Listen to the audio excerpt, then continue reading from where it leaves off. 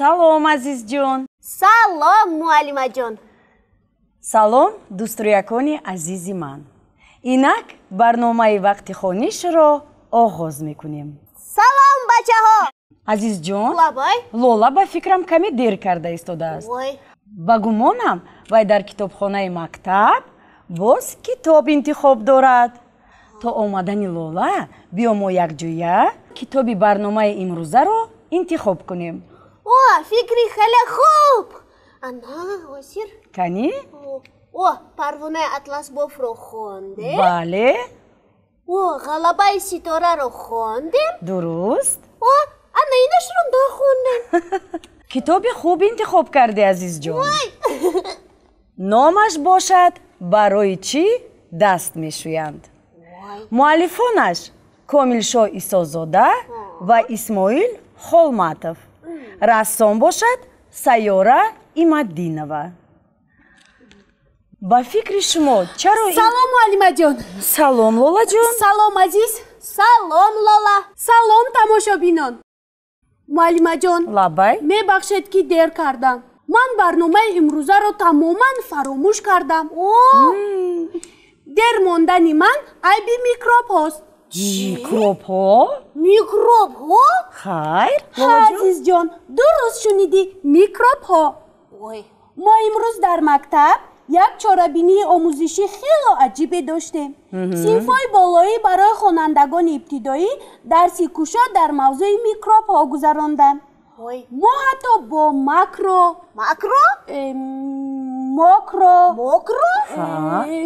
азизҷон, як дам ҳис чӣ буд? Ёфтам! Микроскоп. Микроскоп? Ана ин калимаро дуруст талаффуз карда тавонистам. Хуб, мо ҳатто дар зери микроскоп микробҳои хурдтаринро озмоиш кардем. Вой! Лола, ба назарам дар як рӯз ин қадар доноча шудаӣ. Калимаҳои нав медонӣ, озмоиш гузарондӣ. Ҳа, азизҷон, барои ман ин калимаҳо нав буданд. Магар ту медонӣ ки микробҳо шаклҳои гуногун доранд.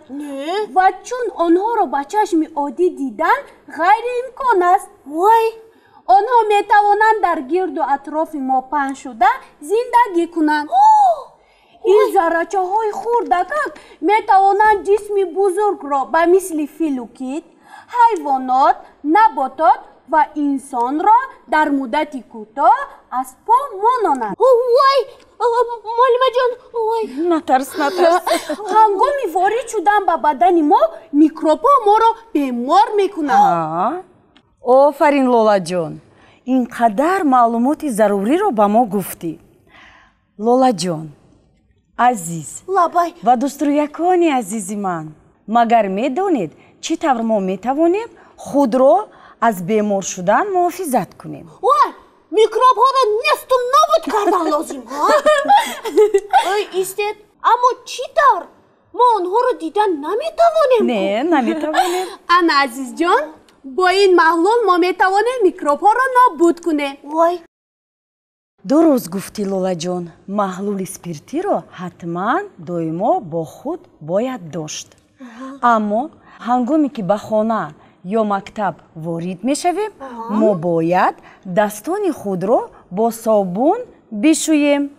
ин аз ҳама усули беҳтарин барои мубориза бар зидди паҳншавии микробҳо мебошад. Фаҳмидам, муаллимаҷон. микробҳо аз собун метарсанд. муаллимаҷон, медонед чӣ? ба фикрам китоби интихоб кардаи мо маҳз дар бораи ҳамин мавзӯъст. офарин, азизҷон, офарин. аз расмҳо ва номи китоб пай бурдӣ ки китоби навбатии мо дар бораи чӣ аст. биёед якҷоя ба китобхонӣ шурӯъ мекунем. биёед. шумо омода ҳастед? омода. шумо ҳар саҳар аз хоб хиста дасту рӯй мешӯед. аз мактаб биёед, модар мепурсад: дасту рӯятро шустӣ? пас аз бозӣ боз мепурсад: дасту рӯятро шустӣ? шумо мегӯед: саҳар дасту рӯямро шустам. бас нест, охир дастонам чиркин неку. чару дасту рӯйро зуд бояд шуст. падару модар, хоҳару бародар, омӯзгорон шуморо зуд ба шустани дасту рӯй водор мекунанд. барои чӣ онҳо мехоҳанд ки шумо зуд дасту рӯйро бишӯед? агар дасту рӯйро нашӯед, чӣ рух медиҳад? микробҳо ба дасти рӯи одам часпида меистанд. агар одам дасту рӯяшро нашӯяд, ифлосӣ ва микроб ба дохили баданаш ворид мешаванд. онҳо баданашро ба бемориҳои гуногун гирифтор мекунанд. микроб чист?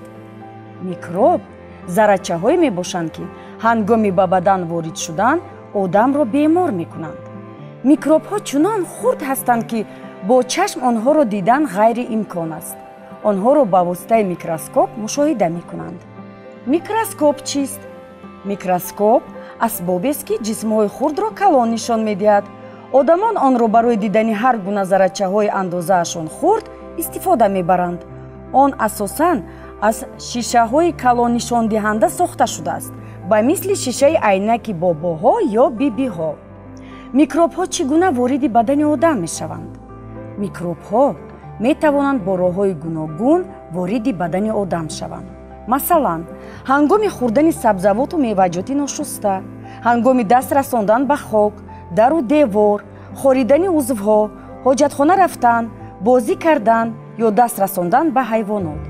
бозичаҳо ё одами дастонаш ношуста низ метавонад микроб дошта бошанд. аз микроб кадом бемориҳо пайдо мешаванд? аз микроб бемориҳои дарди шикам, шикамравӣ, кирми рӯдаю меъда, дарди гулу, хоришак ва дигар бемориҳо пайдо мешаванд. ин бемориҳо бадани одамро заиф, ҷисмашро лоғар ва беҳолу бемадор мекунанд. инҳоро бемориҳои сироятӣ меноманд. бемориҳои сироятӣ чӣ гуна беморианд? бемориҳои сироятӣ бемориҳое мебошанд, ки аз як одам ба одами дигар мегузаранд. одами ба чунин беморӣ гирифтор шуда метавонад ин бемориро байни мардум паҳн кунад. бемориҳои сироятӣ манбаи паҳншавии микробҳо мебошанд. лолаҷон лабай ва азиз, лабай. акнун шумо дар бораи микроб ва микроскоп маълумот пайдо кардед. бале аммо медонед чӣ тавр микробҳо ба бадани одам ворид мешаванд? шояд микробҳо парида бо сурохии бинӣ ба баданамон ворид шавад. ин гуна микробҳо низ ҳастанд. барои ҳамин то ки бемор нашавем, ниқоб мепӯшем. дуруст, рост гуфтӣ лолаҷон. кани биёед дар бораи роҳҳои дигари ворид шудани микроб ба бадани инсонро хонем. биёед. бемориҳои сироятӣ табобат мешаванд? бале, ин бемориҳо табобат мешаванд, аммо дар натиҷаи муолиҷаи дуру дароз. одами бемор дар бисёр маврид дар беморхона бистарӣ мешавад. баъди табобат ҳам одами шифоёфта чанд вақт зери назорати духтурон қарор мегирад. барои чӣ ин беморонро дар беморхона бистарӣ мекунанд? ин бемориҳо хафноканд. онҳо аз одами касал ба одами солим мегузаранд. барои ҳамин ин гуна беморон дар шифохона зери назорати доимии табибон қарор мегиранд. барои чӣ беморони дармоншуда чанд вақт зери назорати табибон қарор мегиранд? чунки имкон дорад, ки одами дармоншуда дубора гирифтори беморӣ шавад. ҳангоми табобат бадани одам аз микроб тоза мешавад, аммо микробҳо метавонанд баъди табобат ҳам дар бадан ё ҷои зист боқӣ монанд. кай дастҳоро шустан лозим аст? пас аз хоб хестан, пеш аз хоб рафтан, пеш аз хӯрок хӯрдан ва пас аз хӯрок хӯрдан, баъди ба ҳоҷатхона рафтан, пас аз бозӣ ва сайру саёҳат, баъди нигоҳу бин, бозӣ бо ҳайвонот ё сила намудани онҳо. дастҳоро чӣ гуна беҳтар шустан мумкин аст? дастонро ҳатман бо собун шустан лозим аст. саросема нашуда, пурра панҷаро бо ангуштон, кафи даст, пушти каф ва банди даст шустан лозим аст. медонед, ки одамон одатан дасти худро бо собун дар муддати 20 сония мешӯянд. ин одат барои хубтар тоза шудани даст аст. онҳо кори дуруст мекунанд, чунки собун пӯсти одамро аз микробҳо пок мекунад. ана дидед дуструякони ширини ман. Дастонро бояд бо пурагӣ шуст. Саросема нашуда ҳам ангушт ва ҳам кафи дастро бояд дар давоми 20 сония бо собун бишӯем. 20 сония гуфтед муаллимаҷон? бале. набошад ман аз ин пас ҳангоми дастшӯӣ то 20 ҳисоб мекунам, худаш 20 сония мешавад. ҳамин хел не? бале азизҷон. беҳтараш биёед суруд хонем. ин тавр 20 сония тезтар ва шавқовартар мегузарад. азиз, биё замзама кун. хоб. хуршедаг аз паси кӯҳ барояд ҳар пагоҳӣ дасту рӯяшро шуста, гӯяд салим куҷоӣ. зуд аз хоб бакат бихез, дасту рӯятро бишӯй, бо чутка дандонатро тоза бикун шустушӯй. вай, давомашро ман қироат кунам чӣ? майлаш. тозаву озода бош, микроб аз ту гурезад. хоҳаракат Гулнора аз ту адаб омӯзад. беҳтарин. ана дидед 20 сония чӣ тавр зуд гузашт. шумо доноякони ман. тамошобинони азиз, шумо ҳам шустани дастонро фаромӯш накунед. инчунин метавонед суруди дастушӯиро замзама бикунед. дар ҳамин ҷо барномаи имрӯзаи мо ба анҷом расид. умедворам китоби барои чӣ даст мешӯянд ба шумо писанд омад. ба тозагӣ риоя кунед. худ ва наздикони худро аз беморӣ эмин нигоҳ доред. дар хотир доред, микробҳо дар ҳамаи ҷо. аз маҳлули спиртӣ, ниқоб ва собун истифода карда худ ва атрофиёнро эҳтиёт кунед. бале. хайр бачаҳои азиз, то боздид. хайр.